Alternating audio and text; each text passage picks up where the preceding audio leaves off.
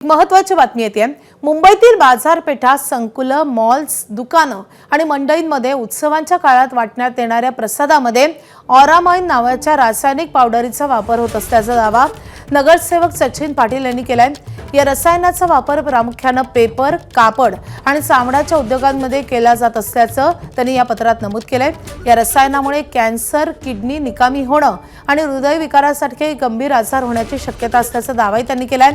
प्रसादासाठी वापरल्या जाणाऱ्या पदार्थांची तपासणी करून अहवाल येईपर्यंत अशा पदार्थांच्या वापरावर तातडीने बंदी घालावी अशी मागणी पाटील यांनी महापौरांकडे केली आहे। तसंच या प्रकरणी राज्य शासनाकडे योग्य निवेदन द्यावं आणि अहवाल सादर करण्याचे निर्देश द्यावेत अशी मागणी त्यांनी केली आहे।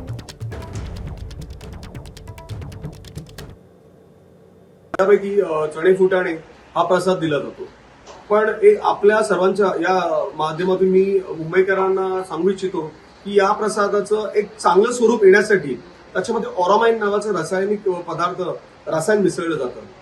पण हाच पदार्थ मुंबईकरांच्या भविष्यात कर्करोग म्हणा किंवा किडनीचे आजार म्हणा यासाठी फार धोकादायक असू शकतो। की उत्सव काळामध्ये जो काही प्रसाद दिला जाईल त्या प्रसादाची पूर्णतः तिथे खात्री करून घ्या। तो प्रसाद हा ऑरामाइन मुक्त असेल याची खात्री करा आणि तरच बाजारपेठेमध्ये विक्रीसाठी उपलब्ध करा।